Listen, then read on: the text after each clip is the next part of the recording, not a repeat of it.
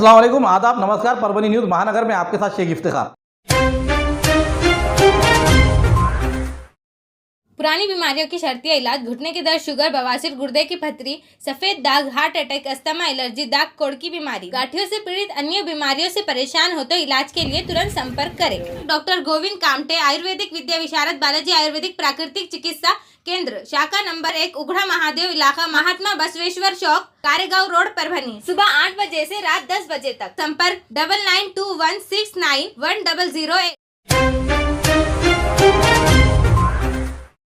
मानवत तहसील के मौजे मंगरूल बुद्र यहाँ पर सकल मराठा समाज की ओर से श्रृंखलाही अनशन जब तक मराठा आरक्षण नहीं मिल जाता तब तक चालू रहेगा, ऐसा निवेदन प्रशासन को दिया गया है। राज्य में मराठा समुदाय को आरक्षण दिलाने के लिए जालना के अंतरवली सराटी इसमें यहाँ पर मनोज जरांगे के नेतृत्व में आमरण अनशन शुरू हुआ और सरकारी प्रतिनिधि मंडल से चर्चा के बाद संघर्षशील योद्धा मनोज जरांगे इन्होंने आदेश दिया है कि आमरण अनशन रहेगा, लेकिन 2 जनवरी के लिए वापस लिया गया है। तब तक श्रृंखलाबद्ध अनशन जारी रहेगा।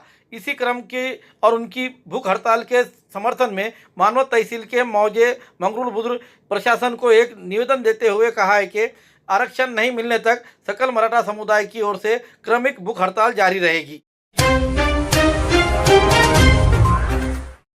एंटी करप्शन ब्यूरो परभनी कार्य क्षेत्र में भ्रष्टाचार को ना कहो और राष्ट्र के लिए वचनबद्ध रहो, इस संकल्पना के तहत दक्षता जन जागृति सप्ताह 2023 के अवसर पर विविध कार्यक्रम का आयोजन किया जा रहा है। आज 4 नवंबर 2023 परभनी शहर का सबसे बड़ा बाजार शनिवार बाजार यहाँ पर बाजार भरे जाने पर अठौड़ी बाजार में इस नागरिकों को सीधा संवाद करते हुए उन्हें इस बारे में अवगत कराया गया है कि शासन में जो काम चल रहे हैं, सरकारी ऑफिसों में जो काम चलते हैं, उन्हें किसी प्रकार की रिश्वत ना दिया जाए और रिश्वत मांगने पर एंटी करप्शन ब्यूरो से संपर्क करें, ऐसा अपील की गई है। उसी के साथ साथ मानवत तहसील के बस स्टेशन, तहसील कार्यालय, पंचायत समिति का ऑफिस, नगर परिषद का ऑफिस, भूमि अभिलेख का ऑफिस, पुलिस स्टेशन, महावितरण, सरकारी अस्पताल, इसके अलावा विविध ऑफिसों के सामने जाकर एंटी करप्शन ब्यूरो के विभाग की ओर से ये जन जागृति की जा रही है। आज मानवत तहसील के उसी तरह पाथरी तहसील और सेलू तहसील में जाकर विविध सरकारी और निम्न सरकारी ऑफिसों के सामने जाते हुए इन भ्रष्टाचार के बारे में और अधिकारी ने मांगी हुई रिश्वत को लेकर तुरंत एंटी करप्शन ब्यूरो परभनी से संपर्क करें, ऐसी अपील की गई है। समाजवादी पार्टी के प्रदेश अध्यक्ष विधायक अबू आसिम आजमी इन्होंने राज्य सरकार के भाजपा, शिवसेना, राष्ट्रवादी और कांग्रेस इन पर आरक्षण को लेकर जोरदार बातें की। मराठा आरक्षण को लेकर सर्वपक्षीय बैठक बुलाई गई, लेकिन समाजवादी पार्टी को बैठक से दूर रखा गया। इसलिए दूर रखा गया है कि राज्य सरकार को डर है कि हम मुस्लिम आरक्षण की मांग करेंगे, इसलिए हमें नहीं बुलाया गया। सकल मराठा आंदोलन करने वालों ने अपनी ताकत दिखाई, इसलिए सरकार उनके कदमों में जा बैठी। मराठा आरक्षण पर सभी पक्ष की सभा ली गई, जिनका एक भी विधायक नहीं उन्हें बुलाया गया। सिर्फ समाजवादी पार्टी को सभा से दूर रखा गया। हम मुस्लिम आरक्षण को लेकर सभा में आवाज़ उठाएंगे, इसका डर सभी पक्ष और पार्टियों को था। इसलिए मुस्लिमों को आरक्षण नहीं मिलता है तो चुनाव पर बहिष्कार डाले, मुस्लिम आरक्षण की जो बात नहीं करता है उनसे बायकॉट करे, ऐसा आह्वान इस समय अबू आसिम आजमी इन्होंने किया। इस समय हमारे न्यूज़ परभनी महानगर के संवाददाता शकील अहमद साहब से उन्होंने जो मुलाकात दी और उन्होंने क्या कहा, आइए जानते हैं। साथियों, मैं पहले भी कह चुका हूं कि हम मराठा रिजर्वेशन का पूरा सपोर्ट करते हैं। आज मराठा रिजर्वेशन पे सारी पार्टियों को सर्वदलीय बैठक बुलाई गई, लेकिन समाजवादी पार्टी को नहीं बुलाया गया। ठीक है, मैं उन लोगों से जिन लोगों ने मराठा और मुस्लिम रिजर्वेशन एक साथ पास किया था, उनसे मैं कहना चाहता हूं, उन लोगों से जो मुसलमानों का वोट लेना चाहते हैं और मुसलमानों के फेवर में बात करते हैं, जो अपने आप को सेकुलर कहते हैं, उन पार्टियों से कहना चाहता हूं, चाहे कांग्रेस हो, एनसीपी हो और जो भी पार्टियां हैं, उनसे कहना चाहता हूं कि अब जब रिजर्वेशन की बात चल रही है, बहुत जबरदस्त तरीके से मराठा रिजर्वेशन की बात चल रही है, तो वो लोग जा रहे हैं, तो मैं उनसे कहना चाहता हूं कि अगर आप मुसलमानों का वोट लेना चाहते हो, मुसलमानों की बात करते हो, आपने मुसलमानों का 5% रिजर्वेशन पास किया था, तो ये हाई टाइम है।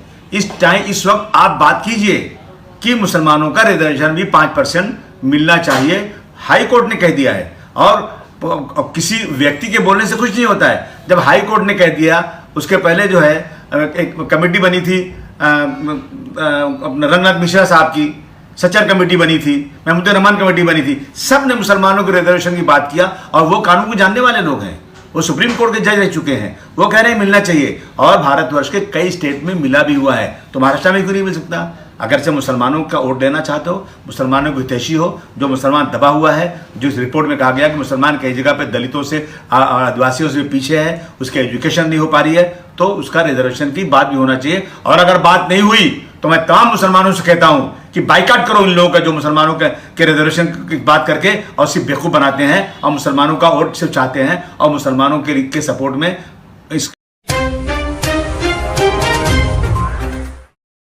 लाइटिंग की दुनिया में एक नया आविष्कार, ईद, दिवाली हो या कोई त्यौहार, सोनी लाइटिंग लगाना हर बार। 3D pixel lighting decoration, pixel programming lights और एनिमेशन नाम लोगो कहीं भी सिर्फ लाइट के सहारे किसी भी इमेज को तैयार करे। दुकान मकान को चमकाए, सोनी लाइटिंग लगाए। लाइटिंग्स पर फोटो, वीडियो, एनिमेशन लगाए जाएंगे। आपके डिमांड्स पर मनचाही लाइटिंग्स, पिक्सल लाइट डेकोरेशन तैयार की जाएगी। Address Soni light Mandap decoration, Roshan Khan महल्ला गुम्मद के पास। Proprietor Ahmed Khan. Mobile number 9422878242 9766839195। पुराने रंजिश को लेकर एक के छाती में कैंची से मारते हुए जख्मी करने की घटना परभनी शहर के नवा मुंडा इलाके में हुई है। इस मामले में 3 नवंबर के शाम 7 बजे के दरमियान कोतवाली पुलिस थाने में अपराध दाखिल किया गया है। फिरियादी दीपक काकड़े एक नाई के दुकान में अपनी दाढ़ी करते समय जिज्ञा कासिम शेख ये 2 व्हीलर पर आया। उसने पुराने विवाद को रंजिश को लेते हुए फिरियादी को गाली गलौज देते हुए उसे दुकान में की रखी हुई कैंची से छाती में मारकर बुरी तरह से जख्मी किया। जख्मी हालत में फिरियादी को इलाज के लिए अस्पताल में दाखिल किया गया। इस मामले में अपराध की नोंद की गई है, जिसके तहत शनिवार के रोज घटनास्थल का पंचनामा किया गया। आगे की जांच एपीआई दिनेश मोड़े कर रहे हैं। परभनी के ईदगाह मैदान में लिए गए मराठवाड़ा लेवल के फुटबॉल टूर्नामेंट में पहला इनाम जीत हासिल करने वाले यूसुफ कॉलोनी की एफएफसी फुटबॉल क्लब टीम ने जीत हासिल करने पर यूसुफ कॉलोनी के पूर्व नगर सेवक कलीम बॉस मित्र मंडल की ओर से इन खिलाड़ियों का सत्कार कर मुबारकबाद दी है। इस समय कलीम बॉस, नसीर अंसारी, रफीक फारूकी पार्टी, एहसान खान, अल्ताफ खान, मोहसिन खान, मुजाहिद, अन्य पदाधिकारी और इलाके के नौजवान मौजूद थे।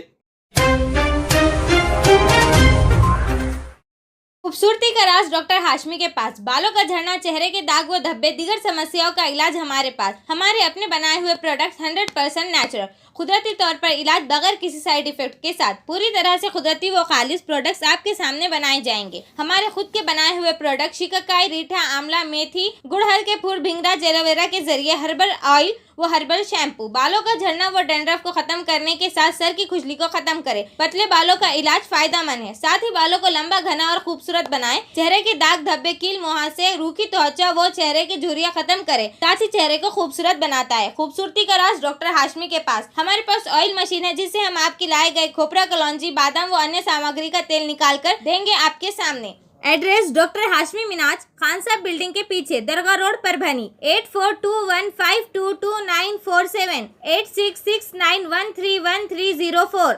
मिलने का समय सुबह 9 बजे से दोपहर 2 बजे तक और शाम 5 बजे से रात 9 बजे तक। परभनी जिले के सभी कृषि आदान विक्रेताओं ने राज्यव्यापी बंद में हिस्सा लेते हुए जो महाराष्ट्र सरकार ने प्रस्तावित विधेयक में दमनकारी नियमों के खिलाफ और सभी 5 प्रस्तावित कानूनों को निरस्त करने की मांग को लेकर बुलाया गया ये आंदोलन आज जिला कलेक्टर ऑफिस के सामने अनशन मैदान पर धरना आंदोलन किया गया। इस मौके पर विधायक डॉक्टर राहुल पाटिल ने व्यापारियों से मुलाकात की और उनके मांगों को जाना। मौजूदा कानून कृषि इनपुट बेचने वालों के खिलाफ सख्त कार्रवाई करने के लिए पर्याप्त है, लेकिन राज्य सरकार फिर से नए कानून बनाने की तैयारी में है। प्रस्तावित अधिनियम के प्रावधान विक्रेताओं के लिए बहुत दमनकारी है। अंत कृषि आदान बिक्री का व्यवसाय करना असंभव होगा। राज्य में विक्रेता किसी भी कृषि इनपुट का उत्पादन नहीं करते हैं। कृषि विभाग द्वारा अनुमोदित उत्पादक कंपनियों में से ही कृषि इनपुट सीलबंद पैकिंग में खरीदे जाते हैं और किसानों को सीलबंद पैकिंग में ही बेचे जाते हैं। कृषि विभाग द्वारा अनुमोदित सीलबंद और पैक सामग्री की गुणवत्ता के लिए कृषि विक्रेताओं को जिम्मेदार नहीं ठहराया जाना चाहिए। उपयुक्त इनपुट बेचने वाले कृषि इनपुट के विक्रेताओं पर कर लगाने के लिए अनुचित कानून कृषि इनपुट के विक्रेताओं पर नहीं लगाने चाहिए। इस तरीके की मांग को लेकर आज व्यापारियों ने धरना आंदोलन किया और जिला कलेक्टर द्वारा जिला प्रशासन को निवेदन दिया गया। इस निवेदन पर जिला अध्यक्ष रमेश देशमुख, संदीप भंडारी, संतोष हराड़े, गजानन डुब्बेवार, प्रवीण जाधव, रवि अग्रवाल, राजेंद्र अग्रवाल आदि के साथ Parbhani district seeds fertilisers and pesticide dealers association Parbhani के पदाधिकारी और सदस्य मौजूद थे। आणण्यासाठीची चाललो आहे प्रयत्न, त्याच्यामध्ये व्यापाऱ्यास वेटीस धरू नये, पण याच्यामध्ये व्यापाऱ्याची काही चूक नसते. कंपनीनं किंवा शासनानं परवानगी दिलेला मालच व्यापारी विकतो. त्यांनी त्या लेवलला काय कंट्रोल करायचं ते करावं. शेतकऱ्याची सहानुभूती मिळावी याच्यासाठी काही व्यापाऱ्यावर लादू नये. पहिल्यांदा मी परभणी जिल्ह्यातील सर्व शेतकऱ्याची माफी मागतो की त्यांना 3 दिवसाचा जो त्रास झालेला आहे, त्यांना जो बियाणं भेटलं नाही, सरकारच्या धोरणामुळे त्यांना 3 दिवस बियाणं मिळालं नाही, त्याच्याबद्दल मी पहिल्यांदा त्याची दिलगिरी व्यक्त करतो. हे जे नवीन कायदा आहे 3 दिवसापासून आमचं बंदच आहे चालू, त्याचा आज 3रा दिवस आहे. या 3ऱ्या दिवसामध्ये आमचं पूर्ण महाराष्ट्रामध्ये ठरलेले आहे की धरणे आंदोलन ठेवायचे. म्हणजे धरणे आंदोलन ठेवल्यानंतर बी त्यांनी जर आमचा कायदा विरोधात जर आणला तर याच्यापुढे बी जोपर्यंत कायदा रद्द होत नाही तोपर्यंत आमचा हा धरणे कार्यक्रम याचा कार्यक्रम चालूच राहणार. जिल्हा असोसिएशनचे उपाध्यक्ष मी प्रथमतः माझ्या शेतकरी राजाची माफी मागतो, कारण खरीप पेरणी ही चालू आहे. शेतकऱ्यांना गव्हाचं बियाणं, चण्याचं बियाणं सध्या आवश्यक आहे. तरी पण आमचा नाविलाज झाला की महाराष्ट्र शासनाने जो नवीन कायदे धोरण अंमलात आणण्याचं ठरवलेलं आहे त्या कायद्याच्या विरोधात राष्ट्रीय लेवल आणि जिल्हा लेवलला आम्ही 2, 3, 4 हा पूर्ण महाराष्ट्र विरोध म्हणून बंद पुकारलेला आहे. हा बंदचा 3रा दिवस आहे, शेवटचा दिवस आहे आणि शेवटच्या दिवशी आम्ही धरणे आंदोलन करत आहोत. तरी आमची महाराष्ट्र शासनाला एक विनंती आहे किंवा तुम्ही आम्हाला जे लायसन देता की परवानाधारक आम्ही आहोत. महाराष्ट्र शासनानं कृषी विभागातर्फे आम्हाला जे लायसन दिले त्यामार्फतच आम्ही कंपन्याकडून माल पॅक बंद आणतो आणि पॅक बंद पिशवीमध्ये आणि पक्क्या बिलामध्ये खरेदी करून पक्क्या बिलामध्ये विकतो.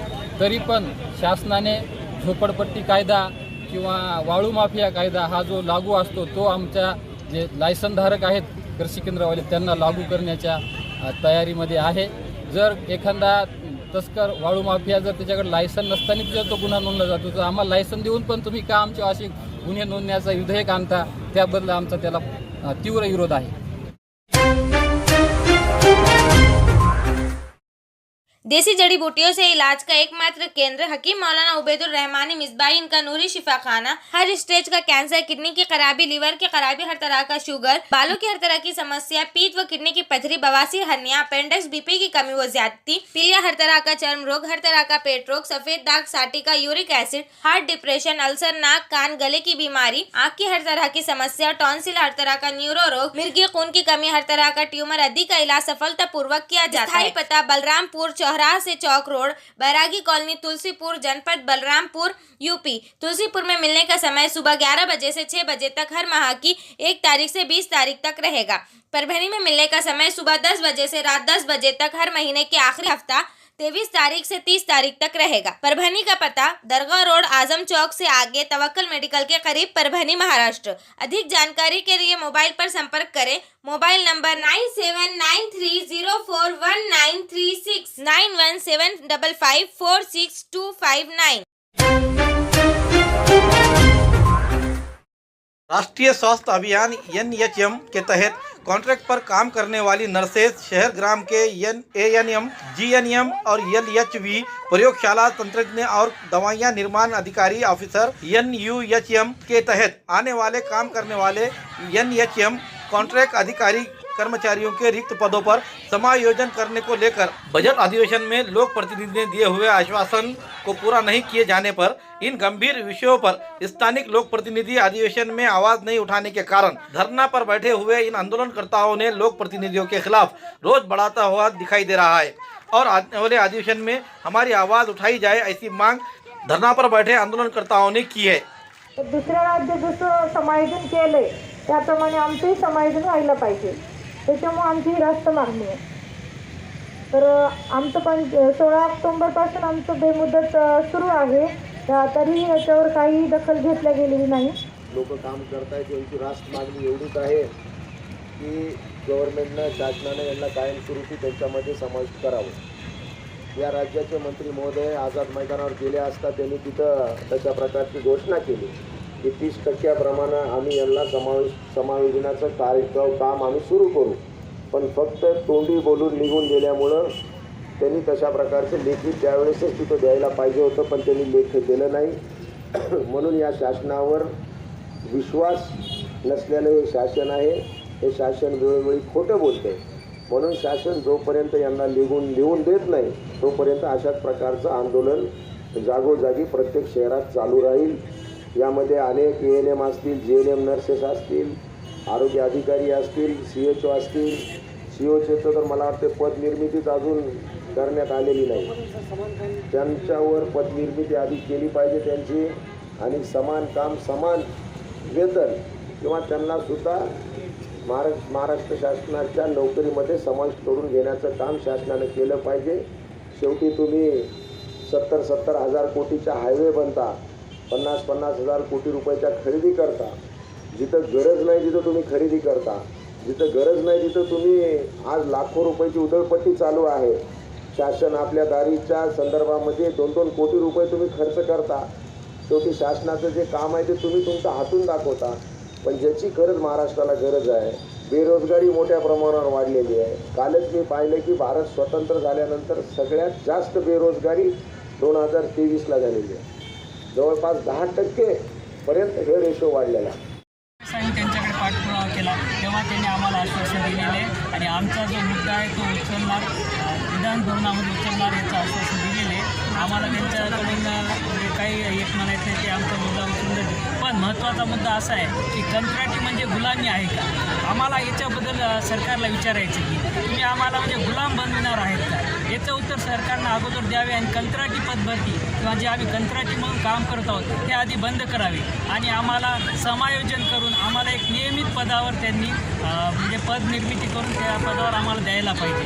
आणि आमचे जे कर्मचारी मागील 15 ते 20 वर्षापासून सर्वजण काम करत आहेत आणि हे कंत्राटी म्हणून काम करतात. उद्याचा यांना काहीच भरोसा नाही की उद्याच्याला हे नोकरीला राहतील का नाही राहतील. आणि उद्या हे नोकरीला नाही राहिले तर यांनी नंतर कोणते काम करायचे, त्यांचे मुलं बालक कसे जगवायचे आणि ते स्वतःचा संसार कसा जगणार आहे याचा शासनाला कुठेही काही दिसत नाही आहे. या शासनाला जाग येणार असेल तर शासनाने एकच करावे की आमचे जेवढे कंत्राटी कर्मचारी आहेत त्यांना अगोदर सरकारी सेवेमध्ये समायोजन करावे व आम्हाला नियमित करावे. 11वा दिवस आहे राष्ट्रीय आरोग्य अभियान कंत्राटी अधिकारी व कर्मचारी समायोजन कृती समितीचा. आम्ही अगोदरही आंदोलन केले, यावर आमची कोणती दखल घेतल्या गेली नाही आणि आमच्या परभणी जिल्ह्यातही आम्ही प्रत्येक लोकप्रतिनिधी यांना भेटून निवेदन दिले आणि त्यांनी आमच्या आंदोलना ठिकाणी भेट देऊन आमचे म्हणजे प्रतिक्रिया विचारून घेतली. पण याच्यावर आम्हाला त्यांची प्रतिक्रिया कुठेही दिसली नाही. आमची दखल कोणतेही आजपर्यंत कुठेही घेतल्या गेलेली नाही. आमच्या जिल्ह्यातून तरी आमचे लोकप्रतिनिधी यांनी म्हणजे आमच्याबद्दल कोणी दखल घेतली नाही. त्याच्यामुळे आमची यांनी दखल घ्यावी आणि जसं प्रतिभा धानोरकर मॅडमनी आमची दखल घेतलेली आहे त्याचप्रमाणे आमच्याही जिल्ह्यातील परभणी जिल्ह्यातील लोकप्रतिनिधी यांनी दखल घ्यावी व आमचा विषय अधिवेशनामध्ये अगोदर मांडावा. कारण आज आम्ही एवढं रस्त्यावर उतरलेलो आहोत आरोग्य अधिकारी कर्मचारी, तर आज पूर्ण आरोग्यसेवा ही कोलमडलेली आहे. सगळीकडे हेळसांड होत आहे. कित्येक ठिकाणी लसीकरण बंद आहे, गरोदर मातेचे लसीकरण सुद्धा बंद आहे, लहान मुलांचे लसीकरण बंद आहे, आयुष्यमान भारतचं काम बंद आहे, ऑनलाईन जे स्टेट लेवलला रिपोर्ट जातो ते सुद्धा रिपोर्टिंग बंद आहे. तरीही एवढा ठप्प झालेला असून सुद्धा या शासनाला काहीही फरक पडत नाही. कारण हे सगळीकडं फेक रिपोर्टिंग होत असेल एकतर, कारण आम्ही सर्व अधिकारी व कर्मचारी इथे आंदोलना ठिकाणी संपात सहभागी असल्यामुळे तिथे रिपोर्टिंग कोण करते आणि कशी करते हे सुद्धा आम्हाला माहीत नाही आमच्या जागेवर. मग रिपोर्टिंग कशी होते आणि ते शासनाला कसं काय दखल घेतल्या जात नाही याच्यावर ही विचार करण्याची बाब आहे. हमारे न्यूज़ आपको किस तरह पसंद आ रहे हैं इसके लिए लाइक करें, शेयर करें, कमेंट्स करें, सब्सक्राइब करना ना भूलें. हाँ, हमने आपको जिस तरह से हमारे व्यूअर्स को और हमारे देखने वालों को हम जो बात बता रहे हैं कि भाई आप हमें लाइक और आपके कमेंट्स भेजना ज़रूरी है ताकि हम बेहतर से बेहतर आपको जो है तो हमारे न्यूज़ आपके सामने प्रकाशित कर सकें. Subscribe now and press the bell icon. Never miss an update.